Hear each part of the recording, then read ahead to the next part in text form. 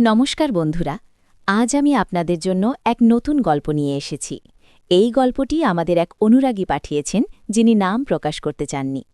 গল্পটি ভীষণ আবেগী, ভীষণ রোমাঞ্চকর। তবে আমার এক ছোট্ট ঘোষণা আছে, এই গল্পের কোনো এক ফাঁকে আমি আমার ব্যক্তিগত ইমো নাম্বারটি দেব, তাই নাম্বারটি পেতে হলে পুরো গল্পটি মনোযোগ দিয়ে শুনতে হবে। গল্পের শুরু আজ থেকে প্রায় 10 বছর আগের কথা। শান্ত সবুজ গাছপালায় ঘেরা এক শহরতলিতে আমাদের বাস। আমাদের বাড়িটার পাশেই ছিল নতুন একটি ফ্ল্যাট। সেখানেই এসেছিলেন অনামিকা কাকিমা, তার স্বামী আর এক মিষ্টি মেয়ে। কাকিমা ছিলেন তার নামের মতোই অনামিকা, অচেনা, কিন্তু তার আগমনের সাথে সাথেই যেন এক নতুন অধ্যায় শুরু হল। রাহুল, গল্পের মূল চরিত্র, তখন সবে কৈশোর পেরিয়ে যৌবনে পা দিয়েছে, সবেমাত্র কলেজের গণ্ডি পার করেছে। বাবা মায়ের সঙ্গে তার সম্পর্ক ছিল খুবই সাধারণ। পড়াশোনা, বন্ধুবান্ধব আর ভবিষ্যৎ নিয়ে অল্প বিস্তর চিন্তা, এই ছিল তার জীবন। কিন্তু কাকিমার আগমনের পর থেকে তার জীবনের সব সমীকরণ যেন পাল্টে গেল। অনামিকা কাকিমা ছিলেন ছিপছিপে, ফর্সা, কিন্তু তার চোখে ছিল এক গভীর মায়া। বয়স 30-এর কোঠায়, কিন্তু দেখলে মনে হতো যেন 20 পেরিয়েছে। তার সুন্দর মুখটিতে সব সময় লেগে থাকত এক স্নিগ্ধ হাসি, কিন্তু সেই হাসির আড়ালে কী ছিল তা প্রথম দিকে কেউ জানত না। রাহুল প্রথম কাকিমাকে দেখেছিল তাদের বারান্দায় দাঁড়িয়ে, হাত নেড়ে। কাকিমাও হেসেছিলেন। সেই হাসিতেই রাহুলের মনে প্রথম তুফান উঠেছিল। সেদিনের পর থেকে রোজ সকালে রাহুল বারান্দায় দাঁড়িয়ে থাকত, যদি কাকিমাকে একবার দেখা যায়। কাকিমাও যেন তার এই অপেক্ষার খবর জানতেন। ঠিক সূর্যোদয়ের সময়েই তিনি আসতেন বারান্দায়, কখনো গাছে জল দিতে, কখনো বা এমনিই দাঁড়িয়ে থাকতে। 2-4টি সাধারণ কথা হতো, কেমন আছো রাহুল, এইটুকুই। কিন্তু এই সাধারণ কথাগুলোই রাহুলের কাছে অসাধারণ মনে হতো। রাহুলের বাবা মা দুজনেই চাকরি করতেন। তাদের ব্যস্ততার মধ্যে রাহুল প্রায়শই একা থাকত। এই একাকিত্বই হয়তো তাকে কাকিমার প্রতি আরও বেশি আকৃষ্ট করে তুলেছিল। কাকিমার মেয়ে মিমির বয়স রাহুলের চেয়ে কয়েক বছরের ছোট। তাদের মধ্যে খুনসুটি লেগে থাকত, কিন্তু রাহুলের চোখ থাকত সব সময় কাকিমার দিকে। একদিন বিকেলে রাহুল যখন তার বাড়ির বাগানে বসে বই পড়ছিল, তখন কাকিমা এলেন। তার পরনে ছিল একটা হালকা সবুজ শাড়ি, যা তার গায়ের রঙের সাথে মিশে এক অপার্থিব রূপ দিয়েছিল। কাকিমা এসে রাহুলের পাশে বসলেন। কি পড়ছিস রাহুল, নরম গলায় জিজ্ঞাসা করলেন। রাহুল বইটা এগিয়ে দিল।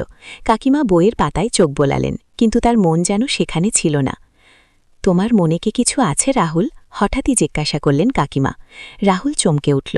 সে কিছু বলতে পারল না, শুধু কাকিমার মুখের দিকে তাকিয়ে রইল। কাকিমার চোখে এক অদ্ভুত বিষণ্ণতা। না মানে, কি বলছো কাকিমা, আমতা আমতা করে বলল রাহুল। কাকিমা দীর্ঘশ্বাস ফেললেন।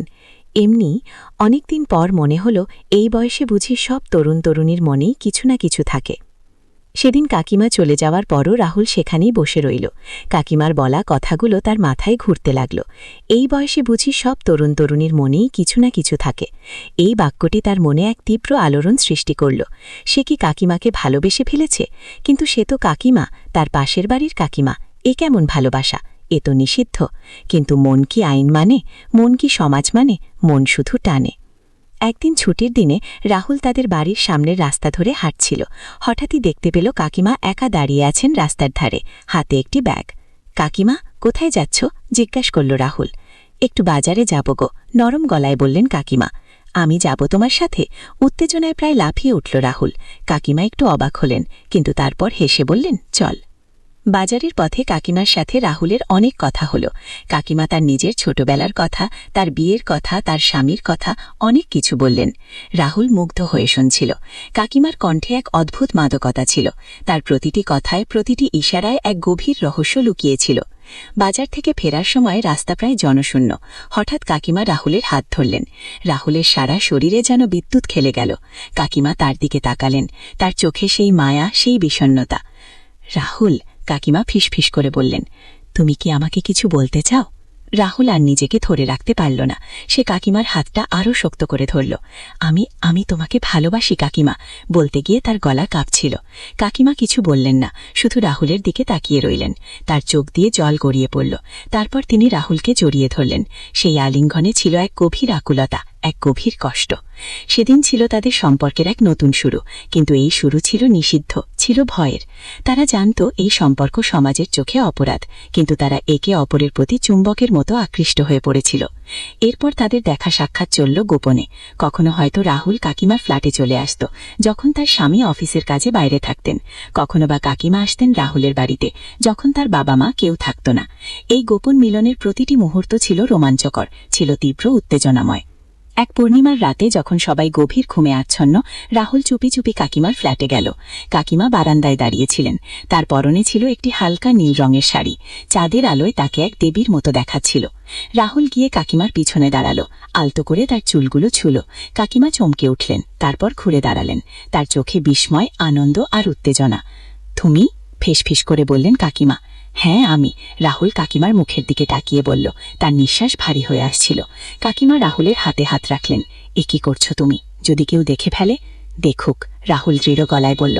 আমি আর এই দূরত্ব সহ্য করতে পারছি না কাকিমা। তারপর যা হলো তা ছিল এক তীব্র আবেগের ঝড়। তাদের ঠোঁট একে অপরকে খুঁজে নিল। সেই চুম্বনে ছিল দীর্ঘদিনের চাপা আবেগ, ছিল নিষিদ্ধ প্রেমের তীব্র আকর্ষণ। কাকিমার শরীর রাহুলের বুকে মিশে গেল। তাদের নিঃশ্বাস মিলেমিশে একাকার হয়ে যাচ্ছিল। চ্যানেলটি সাবস্ক্রাইব করতে ভুলবেন না।